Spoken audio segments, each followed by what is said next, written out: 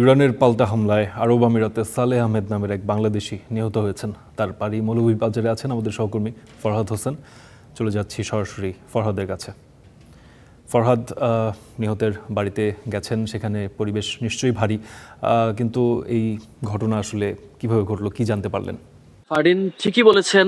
আমি রয়েছি এখন মৌলভীবাজার জেলার বড়লেখা উপজেলার গাজীর টাকা নামে একটা এলাকায়, যে এলাকায় হচ্ছে এই সালেহ আহমদের বাড়ি। এখানে কিন্তু আসলে শোকের ছায়া নেমে এসেছে। আশেপাশের লোকজন কিন্তু সেখানে এসে উপস্থিত হচ্ছেন এবং তার পরিবারকে সমবেদনা জানাচ্ছেন। আমি যদি আপনাকে জানিয়ে রাখি, সালেহ আহমদের মূল নাম কিন্তু পাসপোর্টে আহমদ আলী। তিনি এই এলাকারই একজন বাসিন্দা। তার স্ত্রী, 3 ছেলে ও 1 মেয়ে রয়েছে। তিনি পরিবারের একমাত্র উপার্জনক্ষম ব্যক্তি বলে আমরা জানতে পেরেছি।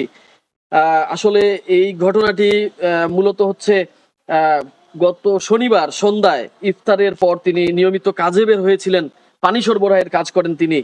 তো সেখান থেকে তিনি যখন যাচ্ছিলেন তখন হঠাৎ করে ইরানের যে ক্ষেপণাস্ত্র সেটি তার উপর আঘাত হানে এবং তিনি পড়ে যান।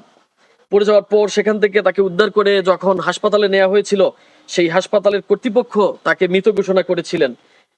যদিও তার পরিবারের লোকজন জানতে অনেকটা সময় নিয়েছে, কারণ হচ্ছে সেখানে কিন্তু যে যারা রয়েছেন তার পরিবারের লোকজন, অর্থাৎ তার ছোট ভাই 2 জন রয়েছেন সেখানে, তারা কিন্তু চেষ্টা করেছেন খোঁজ খবর নেওয়ার, কিন্তু সেখানে নিরাপত্তা বলেছিল খুব কড়া, যে কারণে তারা সেখানে যেতে পারেননি। পরের দিন অর্থাৎ গতকাল দুপুরে তারা পরিবারের লোকজন তারা জানতে পেরেছেন যে তাদের এই স্বজন ইন্তেকাল করেছেন সেখানে।